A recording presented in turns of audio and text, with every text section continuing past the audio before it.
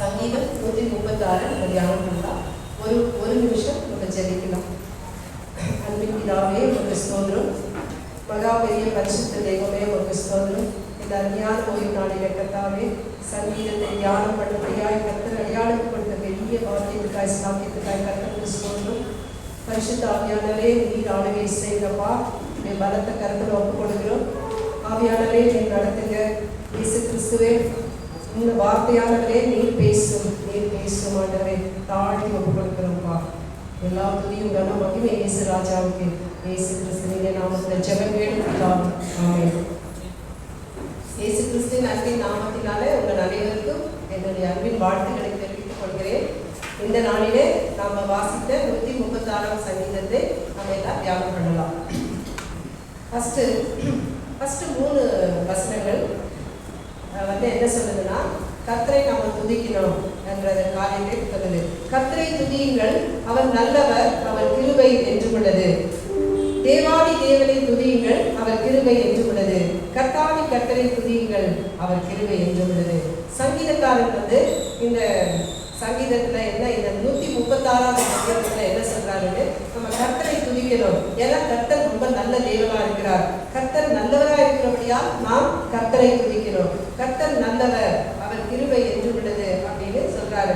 கர்த்தர் நல்லவராக இருக்கிறபடியால் தான் நம்ம எல்லாரும் இன்றைக்கு இந்த சபையில அமர்ந்திருந்து கர்த்தரை துதிக்க வந்திருக்கிறோம். கர்த்தர் நம்ம ஒவ்வொருத்தருடைய வாழ்க்கையிலும் நல்லவராக இருக்கிறார், நன்மை செய்கிறவராக இருக்கிறார், நம்மை ஆசீர்வதிக்கிற தெய்வமா இருக்கிறார். அதனாலதான் இவங்க எல்லாம் அழகான சாட்சியில சொன்னாங்க, கர்த்தரை எனக்கு நன்மை செஞ்சாரு, கர்த்தரை இப்படி செஞ்சாரு, என்னுடைய பாடுல ஒவ்வொருத்தருடைய கண்ணீரிலே ஆண்டவர் உதவி செய்தார். அதே போல இங்க இருக்கிற ஒவ்வொருத்தருடைய வாழ்க்கையிலும் கர்த்தர் நல்லவராக இருக்கிறார். அதனாலதான் நம்ம அவரை துதிக்கவும் ஆராதனை செய்யவும் அவருடைய அன்பு செய்ய நம்ம வந்திருக்கிறோம். கர்த்தருக்கு ஸ்தோத்திரம் செலுத்தணும், நன்றி செலுத்த வந்திருக்கிறோம். அதே இந்த சங்கீதக்காரர் இந்த 3 வசனத்திலே அதுதான் சொல்றான். கர்த்தரை துதியுங்கள், அவர் நல்லவர், அவர் கிருபை என்று உள்ளது. இந்த ஓய்வு நாளிலே நம்ம வந்தது நோக்கமே கர்த்தரை துதிக்கவும் அவருக்கு நன்றி செலுத்த வந்திருக்கிறோம். அதே பெரிய ஒரு பாக்கியம். அதனால அவர் சொல்றாரு, கர்த்தரை துதியுங்க, அவர் நல்லவர், அவர் கிருபை என்று உள்ளது. தேவாதி தேவனை துதியுங்கள், அவர் கிருபை என்று உள்ளது. நம் தேவன் பெரிய தேவனா இருக்கிறார். வானத்துக்கும் பூமிக்கும் ஆண்டவர் அவர்தான். அண்ட சராசரங்களை படைத்தவர் அவர். ஆதி மூலம் அவர். ஆல்பா ஒமேகா ஆனவர். அவருக்கு முதலும் முடிவும் இல்லை. அப்பேற்பட்ட தேவனை நம்ம ஆராதிக்க வந்திருக்கிறோம். ஸோ நம்ம எல்லாமே பெரிய பாக்கியவான்கள். உலகத்திலே பெரிய பெரிய பணக்காரர்கள், கோடீஸ்வரர்கள் இருக்கலாம். ஆனா அவங்க எல்லாருமே ஆண்டவரை துதிக்கிறவங்களா இருக்க மாட்டாங்க. ஒரு சிலர் அதில் கர்த்தரை நேசிக்கிறவங்களாகவும் ரட்சிக்கப்பட்டவங்களாக இருக்கலாம். ஆனா மெஜாரிட்டி நம்ம தேசத்துல எல்லாரும் ஆண்டவரை அறியாத ஜனங்கள் தான் பெரிய பெரிய பணக்காரங்க இருக்கிறாங்க. ஆனா நாம கர்த்தருக்குள்ளே பெரிய பெரிய பணக்காரங்க. நம்ம கர்த்தருக்குள்ளே நம்ம ஆசீர்வதிக்கப்பட்டவங்க, கர்த்தருக்குள்ளே நம்ம கோட்டீஸ்வரங்க. அப்படியா நாம விசுவாசிக்கிறோம். அதே போல இப்பேற்பட்ட தேவாதி தேவனை நாம் துதிக்க வந்திருக்கிறோம். தேவாதி தேவனை துதியுங்கள், அவர் கிருபை என்று உள்ளது. கர்த்தாதி கர்த்தரை துதியுங்கள், அவர் கிருபை என்று உள்ளது. கர்த்தர் தாமே பெரிய தேவனா இருக்கிறார், அவரை துதியுங்கள், அவர் கிருபை என்று உள்ளது. இந்த சங்கீதக்காரன் இந்த 3 வசனத்திலே சொல்லுகிறார். அதன் பிறகு இந்த சங்கீதத்தை நம்ம 3ஆக பிரிக்கலாம். முதலாவது இந்த 136 சங்கீதத்துல 26 வசனமும் 26 தடவை கர்த்தர் நல்லவர், அவர் கிருபை என்று உள்ளது, அவர் கிருபை என்று உள்ளதுன்னு சொல்லப்பட்டிருக்கிறது. நம் தேவனுடைய கிருபை அத்தனை பெரிதா இருக்குது. நம்முடைய தேவன் கிருபை உள்ள தேவனா இருக்கிறாரு. அதனாலதான் நம்ம ரட்சிக்கப்பட்டிருக்கிறோம். கிருபைன்னு சொன்னாலே என்ன மீனிங்னா, நமக்கு தகுதி இல்லாத நம்ம மனுஷன், நம்ம எல்லாம் பாவம் செய்த அக்கிரமம் செய்து நம்ம பாவத்துல விழுந்து கிடக்கிறோம். பாவ செஞ்சில ஆண்டோடைய மகா பெரிய கிருபையினாலும் அவருடைய தயவுனால நம்ம மீட்கப்பட்டிருக்கிறோம். அதுதான் கிருபை, தேவனுடைய கிருபை. அந்த கிருபையை 26 வசனத்திலையும் அந்த சங்கீதக்காரர் சொல்லியிருக்கிறார். 26 தடவை தேவனுடைய அவர் கிருபை என்று உள்ளது, அவர் கிருபை என்று உள்ளதுன்னு சொல்லப்படுகிறது. அதனால இந்த கிருபை எத்தனை அவசியம் நம்ம வாழ்க்கையில, இந்த கிருபை எத்தனை பெரியது. அந்த கிருபை நம்ம பெற்றவர்களாய் ஒவ்வொரு நாளும் நாம சொல்லுவோம், கர்த்தர் நல்லவர், அவர் கிருபை என்று உள்ளது என்று நம்ம சொல்ல வேண்டும். ஸோ இந்த 3 வசனங்களிலே கர்த்தருடைய பெரிய வல்லமை குறித்து நம்ம துதிக்கிறோம். அடுத்ததாக 4-9 வசனங்களிலே தேவனுடைய சிருஷ்டி சிருஷ்டிப்பை குறித்து சொல்லப்பட்டிருக்கிறது. தேவன் எப்படியாக இந்த உலகத்தை சிருஷ்டித்தார், எவ்வளவு ஞானமாய் சிருஷ்டித்தார், எவ்வளவு அழகாக சிருஷ்டித்திருக்கிறார், எவ்வளவு நேர்த்தியாக சிருஷ்டித்திருக்கிறார் என்று இந்த 4-9 வசனங்கள் சொல்லுகிறது. அதன் பிறகு 10-20 வசனங்கள் அவருடைய வல்லமையான காரியங்களை குறித்து சொல்லுது. அவர் எப்பேற்பட்ட சர்வ வல்லமுள்ள தேவன், அவர் எல் ஷடாய், அவர் சர்வ வல்லமுள்ள தேவன், அவருடைய வல்லமையின் காரியங்களை குறித்து சொல்கிறது. 10-20 வசனங்களிலே தேவன் இஸ்ரவேல் ஜனங்களை எப்படியெல்லாம் வல்லமையாய் வழி நடத்தினார், அவர் 40 வருஷம் வனாந்தரத்திலே எப்படி வழி நடத்தினார், அவர் எகிப்து தேசத்திலே அவர் இருக்கும்போது அவங்க எப்படியெல்லாம் கஷ்டப்பட்டாங்க, அந்த நேரத்தில் எகிப்திலிருந்து எப்படி நம் ஆண்டவர் இஸ்ரவேல் ஜனங்களை விடுதலையாக்கி புறப்பட பண்ணினார், அந்த வல்லமையை குறித்து அவர் விடுதலை நாயகன், வெற்றியின் தேவன் என்பதை குறிக்கிறது இந்த 10-20. 21-26 வசனம் தேவன் எத்தனை அன்புள்ளவராய் இருக்கிறார், எத்தனை அன்புள்ள தேவன் நம் தேவன். தேவனின் அன்பின் வல்லமையை குறித்து சொல்லுது. முதலாவது தேவனை நாம் துதிக்க வேண்டும், அவருடைய அன்பை குறித்து. இரண்டாவது அவருடைய சிருஷ்டிப்பின் வல்லமை குறித்து இந்த பகுதியில நம்ம வாசிக்கிறோம். இரண்டாவது அவர் விடுதலை செய்கிற தேவனாக இருக்கார், அவருடைய விடுதலை வல்லமை குறித்து சொல்லப்பட்டிருக்கிறது. கடைசி 21-26 வசனங்களிலே தேவனுடைய அன்பின் வல்லமையை பற்றி கொடுக்கப்பட்டிருக்கிறது. இப்பொழுது முதல் பாகமான 4-9 வரை தேவனுடைய சிருஷ்டிப்பு எத்தனை அருமையானது, எத்தனை வல்லமை உள்ளது என்பதை நம்ம பார்க்கலாம். 4 பார்க்கலாம். ஒருவராய் பெரிய அதிசயங்களை செய்கிற தேவனை துதியுங்கள், அவர் கிருபை என்றுள்ளது. ஒருவராய் அவருக்கு 10 பேர் கூட தேவையே இல்லை, ஒருத்தர் போதும். அவர் ஒருவரே தேவன், அவர் ஒருவரே ஆண்டவர். அவர் மகா பராக்கிரமசாலியா இருக்கிறார், சர்வ வல்லமுள்ள தேவனா இருக்கிறார். அவர் ஒருவராய் பெரிய பெரிய காரியங்களை செய்கிற தேவனா இருக்கிறார். இப்படியெல்லாம் செங்கடலை பிளந்தார், ஒரே ஒரு வார்த்தை, அவ்வளவுதான், செங்கடலை பிளந்தார். அப்பேற்பட்ட தேவனை நாம ஆராதிக்கிறோம். சோ அவர் ஒருவராய் பெரிய பெரிய அதிசயங்களை செய்கிற தேவனாய் இருக்கிறார், அவர் கிருபை என்றுள்ளது. அவர் அதிசயங்களை எல்லாம் நம்ம எண்ணி பார்க்கவே முடியாது, நம் புத்திக்கு எட்டவே எட்டாது. அவர் எப்படி செய்தார், என்ன செய்தார் ஒன்றுமே தெரியாது. நம்ம பழைய ஏற்பாட்டை பார்க்கும்போது ஆதியாகமத்திலெல்லாம் ஆண்டவருடைய சிருஷ்டிப்பின் வல்லமை அதிலே எழுதப்பட்டிருக்குது. ஆதியிலே ஆண்டவர் வெறும் பூமி இருளா இருந்தது, ஒழுங்கின்மையா இருந்தது, வெறும் இருட்டான ஒரு இடம், ஒழுங்கில்லாம அந்த இடத்துல ஒரே தண்ணீர் மட்டும் இருந்தது. ஆனால் அக்கரத்தை எத்தனை அழகாய் நேர்த்தியாய் செய்தார். எல்லாமே அவருடைய ஒரு வார்த்தையான ஆண்டவர். அதை ஒருவராய் பெரிய பெரிய அதிசயங்களை செய்கிறவரை துதியுங்கள், அவர் கிருபை என்றுள்ளது. அப்பேற்பட்ட தேவனுடைய அதிசயங்களை நினைத்து நம்ம ஆண்டவரை துதிக்கிறோம். அதே போல வானங்களை ஞானமாய் உண்டாக்கினார். வானத்தை எப்படி நம்ம எண்ணி பார்க்க முடியும்? ஒவ்வொரு நாளும் காலையில எழுந்தவுடனே இந்த வானத்தை பார்க்கும்போது ஒவ்வொரு நாளும் ஒவ்வொரு விதமாய் காணப்படும். ஒரு நாள் ப்ளூ கலரா இருக்கும், ஒரு நாள் ப்ளூ அண்ட் ஒயிட் மேகங்கள் அத்தனை அழகா இருக்கும். நமக்கெல்லாம் நம்ம வேலை, அந்த காரியம், இந்த காரியம், அதுலேயே நம்ம கவலைப்பட்டு போயிருக்கோம். ஆனால் நம்ம நிஜமாவே நம்ம வீட்டு மேலே போய் அந்த வானத்தை பார்க்கும்போது சாயங்காலத்தில் ஒரு அழகாக காணப்படும், காலையில் ஒரு அழகா, மத்தியானத்தில் ஒரு மாதிரி. அதே போல தேவனுடைய சிருஷ்டிப்பை நம்ம ஒவ்வொரு நாளும் பார்த்து கர்த்தரை நம்ம துதிக்கணும். எத்தனையோ பேர் எங்கள் நெய்பர்ஸ் எல்லாம் ஃபாரின் டூர் போகிறாங்க, சுவிட்சர்லாந்து போகிறாங்க, யூரோப் டூர் போகிறாங்க, சொல்கிறாங்க இப்படி இருந்தது, அப்படி இருந்தது, இவ்வளோ அழகாக இருந்தது. எல்லாத்துக்கும் மேலாக எல்லாம் படைத்த சர்வ வல்லமுள்ள தேவனாகி கர்த்தரை நம்ம துதிக்கணும். ஒவ்வொரு நாளும் நம்ம துதிக்கணும். ஒரு சின்ன கிராமத்தில் ஒரு தண்ணி போகும், ஒரு ஆறு போகும், ஒரு கால்வாய் போகிறோம், ஒரு செடி போகும், அதுவே பெரிய அழகுதான். கர்த்தர் இப்படியெல்லாம் வெளிநாட்டில் போய் அந்த காரியங்களை பார்க்கும்போது மட்டுமல்ல, நம்ம சின்ன சின்ன காரியங்களை பார்த்து கர்த்தரை துதிக்கணும். ஏன்னா கர்த்தருடைய சிருஷ்டிப்பின் வல்லமை அத்தனை பெரியதா இருக்கிறது. வானத்தை பார்க்கும்போது நாம் கர்த்தரை மகிமைப்படுத்த வேண்டும். அத்தனை அழகாக ஞானமாய் உண்டாக்கி இருக்கிறார். கர்த்தருக்கு ஸ்தோத்திரம். தண்ணீர்களுக்கு மேலே பூமியை பரப்பினவரை துதியுங்கள், அவர் கிருபை என்றுள்ளது. தண்ணீர் மேல பூமியை பரப்பியிருக்கார். அது எப்படி அதிசயம்! நம்ம வீடு கட்டுறோம், தண்ணி இருந்தா இடிஞ்சு விழுந்துரும், இன்னும் நடக்குது. கர்த்தருடைய ஞானத்தை நம்மளால் அளவிட்டு பார்க்கவே முடியாது. அது ஞானம் அத்தனை பெரியது.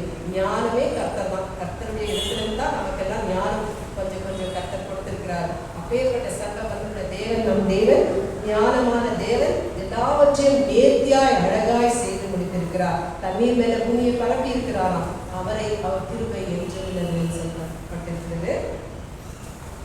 பூமியில் சயின்ஸ் பிரகாரம் பார்க்கும்போது கூட உலகம் வந்து உலகத்தில் 3 பாகம் தண்ணி, 1 பாகம் தான் பூமி இருக்குது.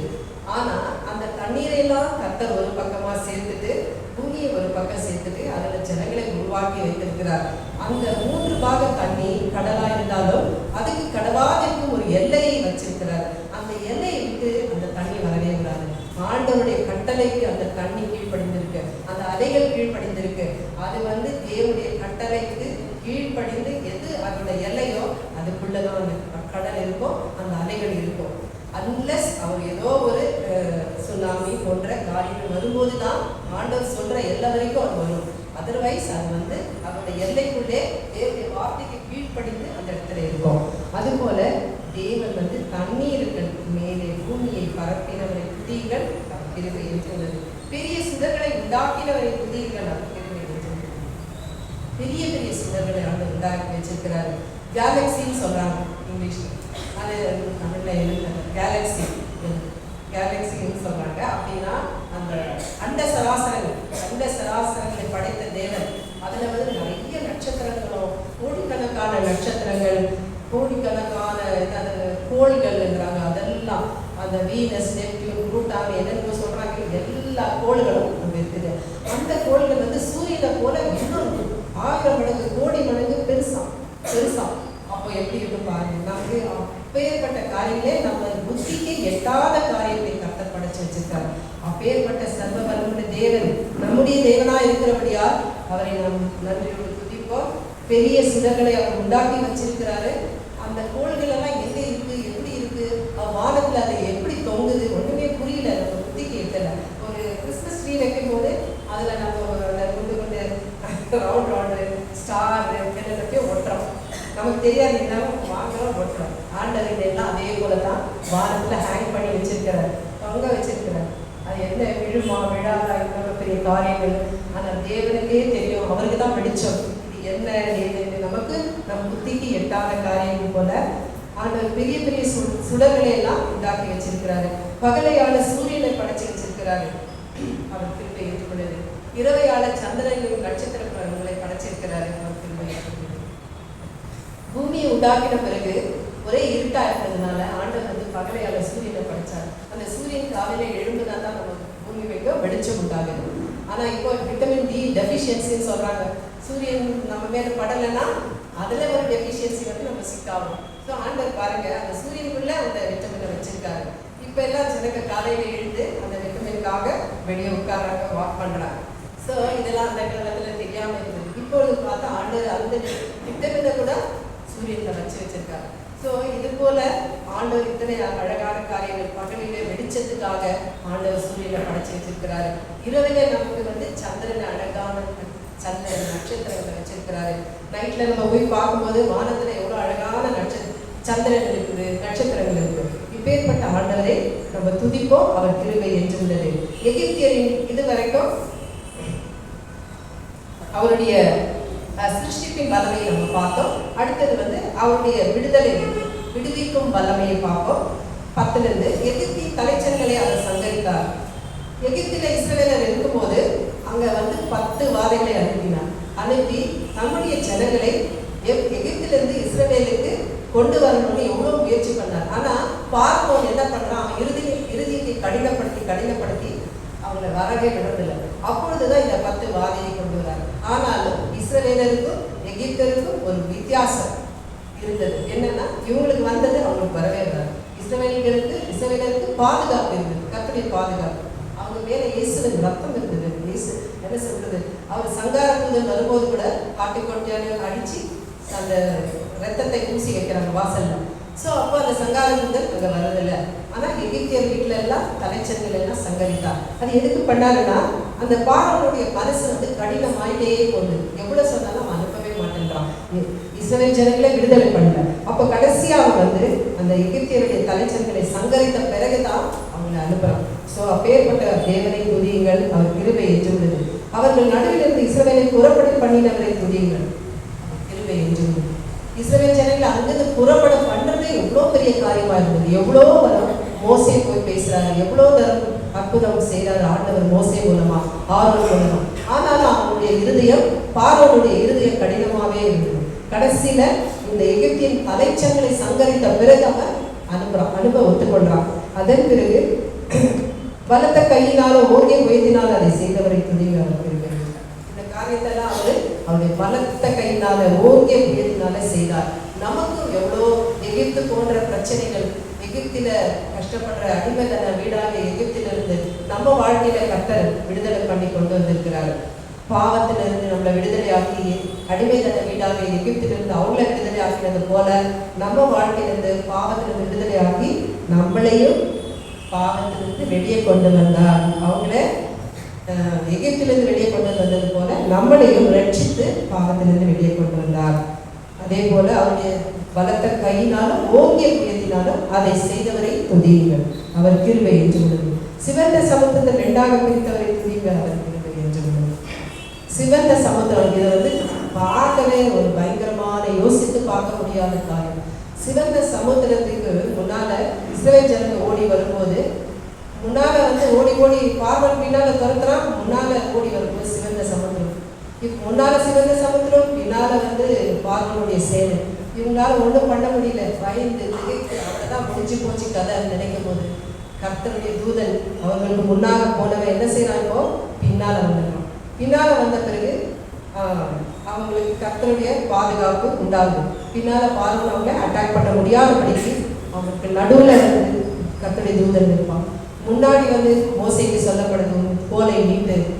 அப்பொழுது என்ன சிவந்த சமுத்திரம் 2ஆக கிடக்குது. அப்போ இஸ்ரவேல் ஜனங்கள் அதன் மத்தியிலே நடந்து போறாங்க. ஒரு வெட்டாந்தரையில நடந்து போறது போல போறாங்க. ஒரு கடல் 2ஆ பிரிஞ்சாலும் அதுல தண்ணி இருக்கும், ஈரம் இருக்கும், சேமிக்கும். ஆனா கர்த்தர் சொல்றாரு, அந்த வசனம் சொல்லுது, அவர் வெட்டாந்தரையில நடக்கிறது போல அந்த ஜனங்கள் நடந்து போனாங்க. 2 குவியலான தண்ணி நிற்குது, குவியலான தண்ணியே நிற்கலாம். அப்ப அந்த தண்ணி டக்கு விழுந்துருமோ, தண்ணி மறுபடியும் நம்மள தண்ணி நம்மளை மூடி போடுமோன்ற பயம் இருக்கும் அவங்களுக்கு. ஆனாலும் கர்த்தர் அவங்களை அற்புதமாய் அதிசயமாய் நடத்தினார். அந்த அந்த அற்புதத்தை நம்ம எண்ணி பார்க்க முடியவே முடியாது. அப்புறம் அவன் பார்க்கணும், அவன் சேனையும் அவங்களுக்கு பின்னால் ஓடி வராங்க. வழி இருக்குது, அவங்கள துரத்தி போய் அவங்களை பிடிக்கலாம். அப்போ என்ன பண்றாரு ஆண்டவர், அந்த சிவந்த சமுத்திரத்தை கவிழ்த்து போடுறாரு. ஒரு பாத்திரத்தை எப்படி கவிழ்த்து போட்டாக்கா அதுக்குள்ள எல்லாம் காலியாக எட்டி ஆகணும். அதுபோல இந்த பார்வனையும் அவன் சேனையும் சிவந்த சமுத்திரத்திலே கர்த்தர் கவிழ்த்து போடுறாரு. அவங்க எல்லாம் அழிச்சிட்டாரு. அதுபோல அவர் அந்த ஜனங்களை நடத்தி வந்தார். வனாந்திரத்தில் அவங்களை நடத்தினார். வனாந்திரத்தில் 40 வருஷம் நடத்தினார். அவர்களுக்கு ஆகாரம், வானத்து மன்னாவை கொடுத்தாரு, கல்மலை தண்ணீரை கொடுத்தாரு. இப்படியெல்லாம் ஆண்டவர் நடத்தினாரு. அதன் பிறகு பெரிய பெரிய ராஜாக்கள் அந்த கானான் தேசத்தை சுதந்திரிக்கணும். ஃபர்ஸ்ட் எகிப்திலிருந்து புறப்படப்பட்டாரு, அங்கிருந்து வெளியே கொண்டு வந்துட்டாரு. இப்ப கானான் தேசத்துக்குள்ள கொண்டு போகணும், உள்ளே கொண்டு போகணும். இதுக்கு என்ன பண்றாங்க, தடையா இருக்கிற பெரிய பெரிய ராஜாக்கள், பயங்கரமான பராக்கிரமசாலிகளான ராஜாக்கள். எமோரின் ராஜாவாக சீகோனை அழிக்கிறாரு. அப்புறமா பாசானின் ராஜாவை ஓகே அழிக்கிறாரு. அப்படியெல்லாம் அழிச்சு அப்போ பெரிய பெரிய ராஜாக்களை பராக்கிரமசாலிகளை அழிச்சு தன் ஜனத்தை, இஸ்ரவேல் ஜனத்தை அழகாக கொண்டு கானானுக்குள்ளே சேர்க்கிறாரு.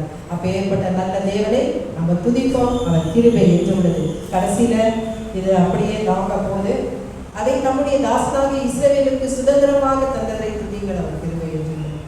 இதையெல்லாம் தம் தாசனாக இஸ்ரவேலுக்காக அவர்கள் சுதந்திரிக்கும்படியாக கானான் தேசத்துக்கு கர்த்தர் கொண்டு வர இந்த வழியில இவ்வளவுலாம் பாடுபட்டு கர்த்தர் கொண்டு கானானுக்குள்ள கொண்டு வரார்.